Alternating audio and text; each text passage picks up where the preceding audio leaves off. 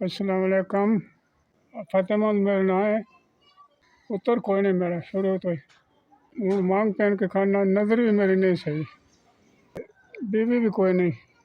दियाँ जड़ियाँ आप अपने घरे वालियां मर्जी ना देन जे ना देन।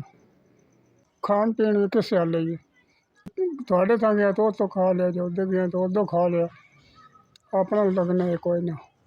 आप बीमार हैं तो अखी देखो कोई नहीं नजर रही।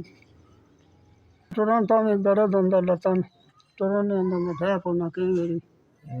हाँ तो मुन्नाल को जा तो को तो फाद के चा लेंदा। 10-12 साल हो गए ने इस तरह होया।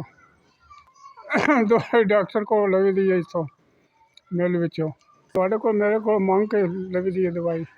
कोई दे छड़े तो ठीक है, मेहरबानी होगी जी, ना कोई देवे तो मुँह तेल कोई नहीं होगा।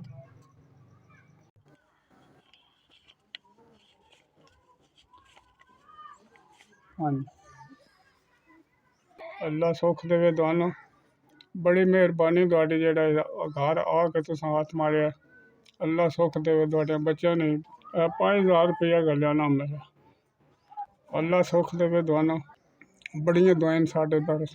जेड़ा इतना भी तुसा किता, जेड़ा घर आके ते काम किया, 5,000 रुपया दिता, तो बड़ी बड़ी मेहरबानी। अल्लाह दोन चौखा देवे।